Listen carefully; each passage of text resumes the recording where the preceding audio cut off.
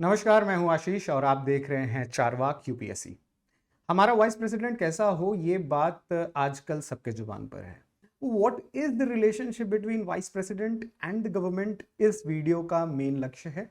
But साथ ही साथ हम पॉलिटी को बहुत सारे प्रेसिडेंट्स के थ्रू देखना चाहते हैं, यानी कि जो घटित हो चुका है इतिहास में, पॉलिटी उसे समझने का एक बहुत नायाब जरिया है। नाउ फॉर एग्जाम्पल, इस वीडियो के तहत सबसे पहली बात हमें यह सीखने को मिलेगी कि क्या कन्वीनियंस है स्टेट का कि एक साइलेंट हेड ऑफ स्टेट होना चाहिए। देखिए, vice president head of state नहीं होते हैं, but president is definitely head of state. और प्रेसिडेंट के पोजीशन को फिल करने वाले, प्रेसिडेंट के पोजीशन पे अगर कोई आकस्मिक खतरा आ जाए, या तो वो डेथ के वजह से हो, या वो रेजिग्नेशन की वजह से हो, या किसी अन्य कारण की वजह से हो, प्रेसिडेंट वाइस प्रेसिडेंट ने तुरंत फिल करते हैं।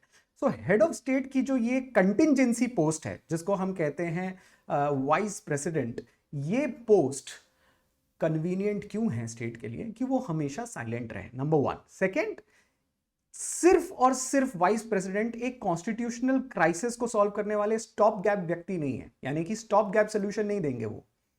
He is also a presiding officer. हमारे संविधान में उन्हें एक एक्स ऑफिशियो पद दिया गया है। एक्स ऑफिशियो किस चीज के हैं वो? राज्यसभा के। Yes, council of state. ऐसा क्यों हुआ? क्यों उन्हें एक्स ऑफिशियो प्रेसिडेंट या एक्स ऑफिशियो प्रिसाइडिंग ऑफिसर या राज्यसभा का चेयरमैन नियुक्त किया गया? सिर्फ और सिर्फ प्रेसिडेंट की कुर्सी को भरने के लिए नहीं, बल्कि राज्यसभा की कुर्सी को हमेशा भरने के लिए उन्हें रखा गया। And the third very important thing is with respect to the personality in news.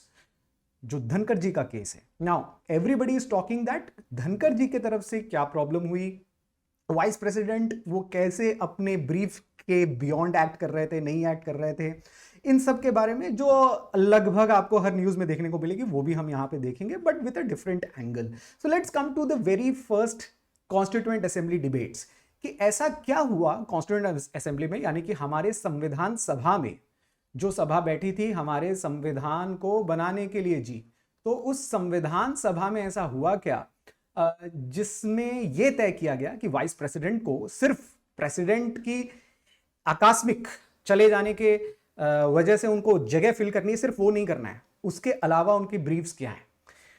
इस चीज को समझने के लिए हमें सबसे पहले इंडिया के सबसे फर्स्ट वाइस प्रेसिडेंट को देखना चाहिए, S Radhakrishnan. We all know that Babu Rajendra Prasad became the very first president, but S Radhakrishnan उनके साथ सबसे पहले वीपी बने। ठीक है, वाइस प्रेसिडेंट तो बने ही, but he also became the first chair of Rajya Sabha.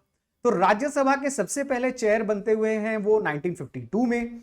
इसी टाइम पे राज्यसभा भी गठित हो रही थी।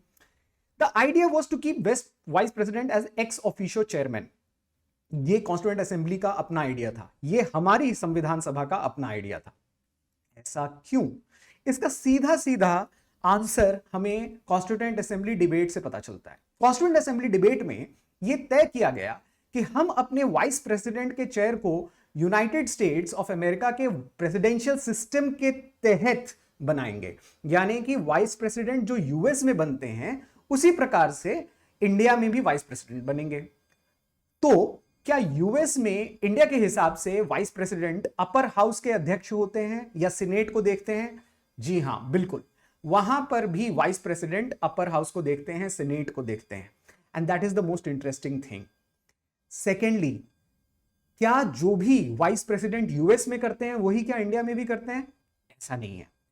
इंडिया में वाइस प्रेसिडेंट और यूएस के वाइस प्रेसिडेंट में एक बहुत बड़ा अंतर है, और वो अंतर यह है कि जब इंडिया के प्रेसिडेंट की कुर्सी खाली हो जाए तो वाइस प्रेसिडेंट उसे सिर्फ टाइम के लिए भरेंगे, यानी कि सिर्फ एक टाइम के लिए। The vice president in India does not become the president as in US. US में क्या होता है, अगर मान लीजिए डोनाल्ड ट्रंप अब इस समय अगर वाइस प्रेसिडेंट अगर प्रेसिडेंट ना हो तो उनके जगह पे वाइस प्रेसिडेंट ही प्रेसिडेंट बनेंगे। There will be no new elections. In fact वो उनका टर्म पूरा करेंगे जो उनके वाइस प्रेसिडेंट है। इसीलिए यहां पर इंडिया में ऐसा कुछ करने की जरूरत नहीं थी। वाइस प्रेसिडेंट सिर्फ और सिर्फ उस समय तक प्रेसिडेंट का रोल अदा करेंगे इंडिया में जब तक नए प्रेसिडेंट चुन न लिए जाएं। New president is not elected, that's it. ऐसा क्यों किया गया इंडिया में? सो दैट वाइस प्रेसिडेंट एक कंटिंजेंसी को पूरा करें। कंटिंजेंसी ये थी कि प्रेसिडेंट की कुर्सी कभी भी खाली नहीं होनी चाहिए, इनफैक्ट हमेशा भरी रहनी चाहिए, और वाइस प्रेसिडेंट उनके जगह पे कुछ ना कुछ काम करेंगे जब तक नए प्रेसिडेंट चुनकर नहीं आते। अब ऐसे में वाइस प्रेसिडेंट का काम बचता क्या है फिर? उनका काम क्या सिर्फ अपने वाइस प्रेसिडेंट एनक्लेव से प्रेसिडेंट या राष्ट्रपति भवन जाकर बैठना होगा? ऐसा नहीं है। इंडिया में रोल्स थोड़े डिफरेंट हैं। आप अपने इस स्लाइड के पीछे पार्लियामेंट हाउस देख रहे हैं, and parliament in India is comprised of 3 very important entities. ये लगभग हर बेसिक बुक में आपको बताया जाता है। भारत का जो पार्लियामेंट है, सांसद है, संसद में राज्यसभा आती है, लोकसभा आती है, लेकिन इन दोनों से पहले आते हैं president of India. President of India भी हमारे सदन के एक पार्ट हैं। तो इससे एक सवाल मेरा उभरता है, आई एम श्योर आप में से बहुत सारे स्टूडेंट्स का भी उभरता होगा, कि सर क्या वाइस प्रेसिडेंट इस हिसाब से हमारे पार्लियामेंट के पार्ट होते हैं क्या? Is he a part of parliament? आप में से बहुत लोग ये कहेंगे कि सर वो राज्यसभा के चेयरमैन है ex officio, Rajya Sabha is a part of parliament, तो उस हिसाब से वो भी पार्लियामेंट के पार्ट हैं। देखिए यहां पर हमारे वाइस प्रेसिडेंट की थोड़ी भूमिका अलग है। Like vice president United states, वो सीनेट वहां पर चलाते हैं, हमारे वाइस प्रेसिडेंट राज्यसभा चलाते हैं, लेकिन हमारे वाइस प्रेसिडेंट की कोई खासी पहुंच पार्लियामेंट में है नहीं। वो सिर्फ इसलिए हैं क्योंकि वो वाइस प्रेसिडेंट है, इसलिए राज्यसभा के मेंबर या इसलिए राज्यसभा के चेयरमैन के रूप में जाने जाते हैं। इनफैक्ट उनके प्रोविजंस लाइक उनका रिटायरमेंट फंड या उनकी सैलरी सब कुछ एज वाइस प्रेसिडेंट उन्हें दी जाती है। उनका ओथ भी उन्हें प्रेसिडेंट के रूप में ही, वाइस प्रेसिडेंट के रूप में ही स्वीकार किया जाता है। अगर हम स्पीकर और चेयरमैन को कंपेयर करेंगे तो speaker of Lok Sabha and chairman of Rajya Sabha, chairman का प्रोटोकॉल ऊपर है स्पीकर से। तो ये सारी चीज देखते ही हमें पता चलता है कि वाइस प्रेसिडेंट को कॉन्स्टिट्यूशनली स्पीकिंग एक साइलेंट रोल फिलर के तौर पर हमारे इंस्टीट्यूशन में प्रेजेंट किया गया। उन्हें कोई ज्यादा प्रेजेंस नहीं दी गई, बस इतना प्रेजेंस दिया गया कि अगर प्रेसिडेंट की कुछ खामियां हो जाती हैं तो वहां पर वो प्रेसिडेंट के रूप में काम करेंगे। लेकिन पार्लियामेंट में अगर कुछ प्रॉब्लम है, लेट सपोज अगर मुझे वाइस प्रेसिडेंट को हटाना है, अगर वाइस प्रेसिडेंट को इंपीच करना है, तो मैं उन्हें एज अ चेयरमैन ही इंपीच कर सकता हूं। For example vice president Dhankhar के खिलाफ इससे पहले के सेशन में ऑपोजिशन ने एक रेजोल्यूशन भी पास किया था, इनफैक्ट रेजोल्यूशन पेश किया था, पास कहना गलत होगा, कि हमें प्रेसिडेंट वाइस प्रेसिडेंट साहब के ऊपर कोई कॉन्फिडेंस नहीं है और उन्हें हटा दिया जाना चाहिए, बट ऐसा हुआ नहीं। डेप्यूटी चेयरमैन हरिवंश जी ने उस रेजोल्यूशन को खारिज कर दिया on some procedural grounds, and that is the simple reason that vice president was particularly Dhankhar साहब here was particularly feeling very agitated. Anyways, तो अब अगर मुझे देखना हो कि भारतीय संविधान में वाइस प्रेसिडेंट की एक्चुअली भूमिका है क्या, that's the simple reason कि यहां पर हम एस राधाकृष्णन का जिक्र करना बहुत इंपॉर्टेंट समझते हैं। नाउ एस राधाकृष्णन के बारे में भूतपूर्व प्रधानमंत्री अटल बिहारी वाजपेयी ने एक इंपॉर्टेंट टिप्पणी की थी जब पार्लियामेंट में एस राधाकृष्णन की पेंटिंग लगाई जा रही थी। उस समय अटल बिहारी वाजपेयी ने एक बहुत ही इंपॉर्टेंट वक्तव्य दिया था, और वो वक्तव्य मैं आपके सामने यहां पर पेश कर रहा हूं। अटल बिहारी वाजपेयी, यहां पे लिखा हुआ है, this is the parliamentary records from Rajya Sabha.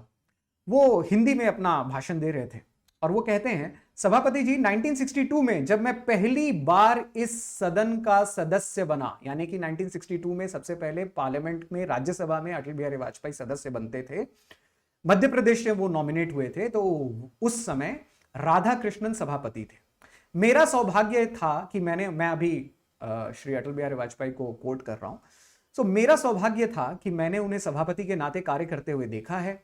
ऐसा नहीं है कि उस समय सदन में ज्वलनशील पदार्थ नहीं थे, ऐसा भी नहीं है कि उस समय सदन के बाहर कभी विस्फोटक परिस्थिति पैदा नहीं होती थी, लेकिन यह उनका व्यक्तित्व था, सात्विक, नैतिक, निष्पक्षता से परिपूर्ण, जिससे सत्ता पक्ष और प्रतिपक्ष दोनों को वे सीधी राह पर रखने में समर्थ थे। बोलते बहुत कम थे, लेकिन जब बोलते थे तो फिर से कोई नहीं बोलता था। हाथ में पेंसिल लेकर वे सदस्यों की ओर इंगित करते थे। उनकी तीक्ष्ण दृष्टि सदस्यों को यह बताने के लिए काफी थी कि उचित सीमा लांघी जा रही है। उनकी मुस्कान एक पुरस्कार था।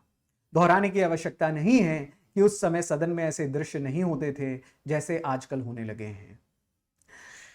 अटल बिहारी वाजपेयी एक्चुअली 2 पेज तक राधा कृष्णन जी के बारे में बोलते रहे। इनफैक्ट उन्होंने कहा कि राधा कृष्णन जी की तस्वीर लगी हुई है, तो अब कम से कम हम पार्लियामेंटेरियंस को, हम राज्यसभा के सदस्य को ऐसा काम नहीं करना चाहिए। For example, he was speaking about going to well. उन्होंने कहा कि हमारे टाइम पे वेल, हाउस के वेल में जाकर नारे लगाना एक बहुत बुरी बात मानी जाती थी। अब तो हमेशा होता है ये चीज, लेकिन वो कह रहे थे कि अब हम जब हाउस के वेल में जाएंगे और नारे लगाएंगे तो हमें पीठ करना होगा राधा कृष्णन जी की तस्वीर के सामने, और शायद ऐसा करने मात्र से, ऐसा करने भर से हमें डर होना चाहिए that we are flouting some parliamentary norms. This is the ideal of the very first vice president's chair of India. Radhakrishnan ji के बारे में मैं आपको बता दूं कि वो सरासर अपॉलिटिकल फिगर थे जब उनकी नियुक्ति हुई थी। So he was not more than a very known academician. Madras province से आते थे। उन्होंने हिंदी, संस्कृत, पर्टिकुलरली संस्कृत में वेदांत के साहित्य के ऊपर और वेदांत के ऊपर भाषाएं, बहुत सारी अपने भाष्य रचे थे, कमेंट्रीज बहुत सारी की थी, उपनिषद्स पर बहुत सारी कमेंट्रीज दी थी उन्होंने। Eight the same point of time he also represented Indian universities, particularly Calcutta University, Madras University में काम करते हुए, शोध करते हुए, प्रोफेसर रहते हुए राधा कृष्णन जी ने अपनी बहुत महत्वपूर्ण इंटेलेक्चुअल पर्सनालिटी डेवलप की, and that led him to become the very first vice president. He was not at all a political figure like Dr. Rajendra Prasad here. In fact Champaran Satyagraha में राजेंद्र प्रसाद जी ने सबसे पहले गांधी जी को इनवाइट किया था। उस जमाने से वो गांधी जी के साथ कंधे से कंधा मिलाकर काम करते रहे। Doctor Rajendra Prasad was very much a congressman, but not as Radhakrishnan, not Sarvepalli Radhakrishnan. What do I mean to say by that? What did Dhankhar do? For example, these are 2 statements which were given by Mamata Banerjee, Mrs. Mamata Banerjee, the Chief Minister of West Bengal. And when did she give the statements? She gave the statements when Dhankar ji was the governor in West Bengal. Mamata Banerjee कहती हैं, you appear to have forgotten that I am an elected chief minister of a proud state. You also seem to have forgotten that you are the nominated governor. Then she says, the governor is totally a corrupt person. He was named in the Jain Hawala charge sheet. He has moved the court, and so his name got removed. But one petition is still pending, and it has its name. यहाँ पर धनखड़ जी को आरोप लगाकर ममता जी कह रही हैं that he is not having a very clean image.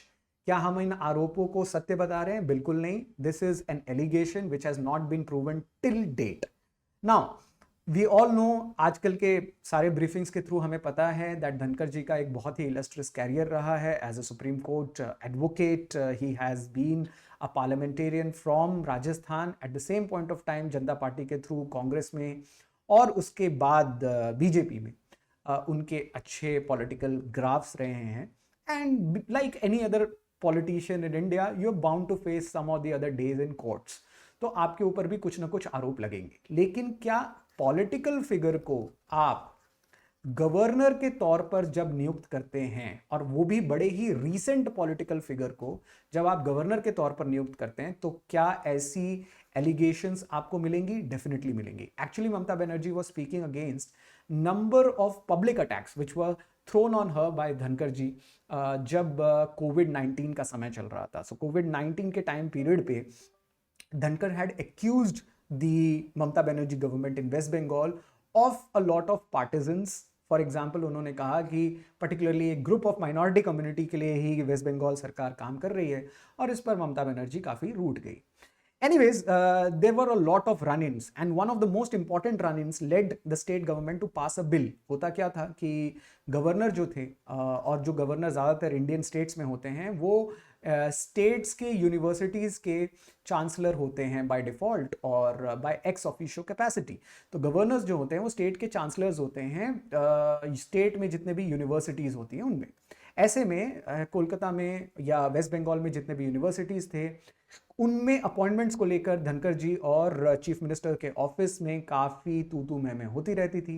As a result West Bengal government ने एक बिल लाया जिसके तहत ये तय किया गया कि अब चीफ मिनिस्टर ही चांसलर बनेंगे, गवर्नर नहीं बनेंगे। This bill is still pending to see an assent from the office of governor.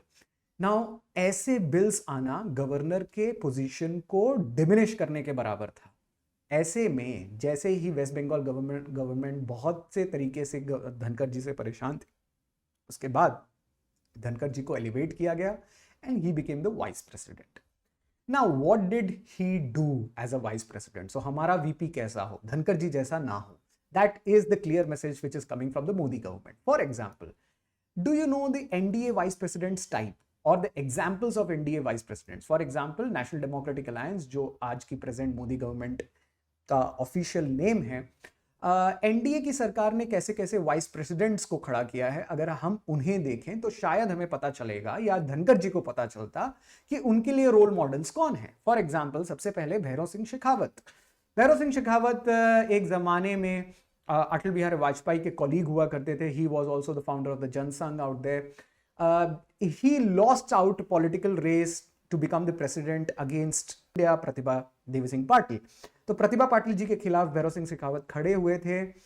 जब वो वाइस प्रेसिडेंट थे तभी खड़े हुए थे and he lost the share. But as the vice president अगर मैं किसी से भी पूछूं या आपसे पूछूं या किसी स्टूडेंट से पूछूं या पॉलिटिकल कमेंटेटर ऑब्जर्वर्स से पूछूं या जर्नलिस्ट से पूछूं, कोई भी भैरव सिंह शेखावत के राज्यसभा के टर्म को उतना याद नहीं करता with respect to any run-ins with the members of the Rajya Sabha और any other person. For but Dhankhar sahab का रन इन सबसे था। इनफैक्ट जया बच्चन धनखड़ साहब जी को कह चुकी हैं that sir you can not scold us, आपका टोन बहुत गलत है, we are colleagues, you may be the chairman but we are colleagues. और उसके ऊपर धनखड़ जी काफी गुस्सा हो गए थे। He became very personal.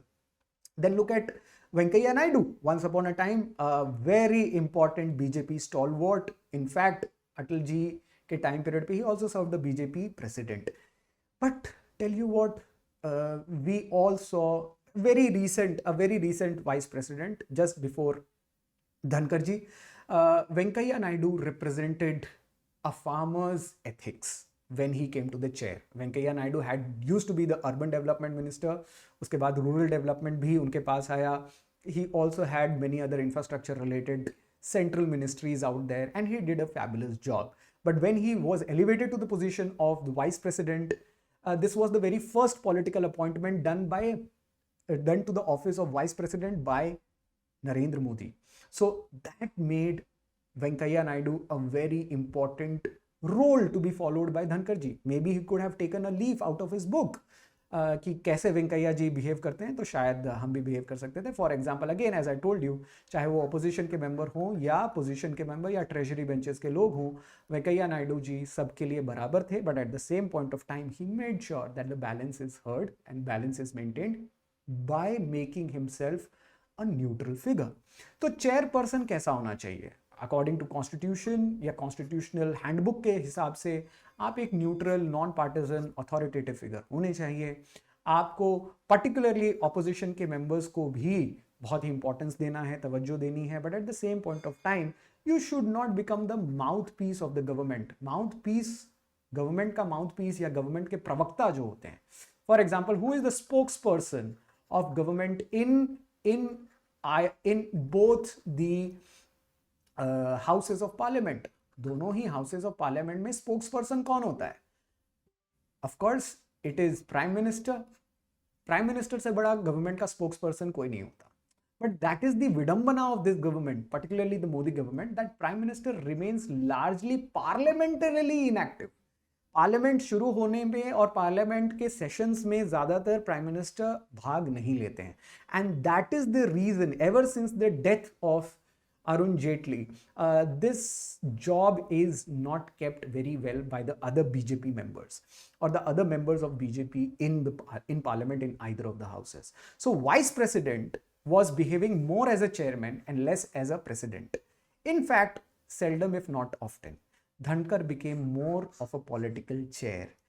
That means he became a more politically chair idea or political chairperson with a mind of his own. Why do I say mind of his own? There were two instances जब उन्होंने अपने mind को use किया. In fact अभी तो ऐसी बहुत सारी बचकानी बातें समझ में आ रही हैं, लोगों के सोर्सेज के थ्रू पता चल रही हैं, which urge the government, but we don't believe so. There were two things which we saw and which you all can see for yourself. जब एक पॉलिटिकल पब्लिक प्रोग्राम में धनखड़ साहब ने सबके सामने कहा to the agriculture minister of India Shivraj Singh Chouhan को that why the promises to farmers were not kept. That was one very very apparent run in with the government के लोगों के साथ आप रोज उठते हैं बैठते हैं, लेकिन एक पब्लिक मीटिंग में एग्रीकल्चर मिनिस्टर को ये पूछना और उन्हें एम्बैरस करना, that was the very first run in. The second run in it was said that Dhankhar ji had with the government was very recent, जब ऑपोजिशन मेंबर्स के तरफ से जस्टिस वर्मा को इम्पीच करने का नोटिस धनखड़ साहब ने एक्सेप्ट किया, not by the treasury benches side but by the opposition members side. तो ऑपोजिशन मेंबर्स की तरफ से जब धनखड़ साहब जी ने ये रेजोल्यूशन एक्सेप्ट किया to impeach justice Verma, this rubbed the government in a very wrong way and this was considered the last straw. However, इसके बाद में भी कुछ हो सकता है, इसके पहले भी कुछ हो सकता है. Opacity और transparency is not a very good trait of this particular government. ऐसा क्यों हो रहा है, ऐसी इंपॉर्टेंट कॉन्स्टिट्यूशनल पोस्ट से अचानक से लोग क्यों जा रहे हैं आ रहे हैं? This needs to be told because one very simple thing is there. Vice president is not appointed at the pleasure of the president. ये सारे पॉलिटी पढ़ने वाले जो भी स्टूडेंट्स हैं उनको बहुत अच्छे से पता है कि कुछ ऑफिसेज हैं जैसे प्राइम मिनिस्टर का office, that is at the pleasure of the president, but vice president is not at the pleasure. Vice president is appointed and that appointment is done of course by the president but is done through a constitutional mandate. So is the mandate of prime minister, but prime minister and vice president दोनों की importance अलग अलग हैं. इसीलिए किसी का भी जाना and a very abrupt way, in a very unceremonious way, causes a lot of questions to be raised. Finally, what do we do at Charvak? We follow this particular traditional approach. जैसा कि हमने आज के video में देखा, we do learn the important ethics of any subject, but at the same point of time, UPSC preparation के 4 सबसे important pillars हैं: polity, economy, history, ethics.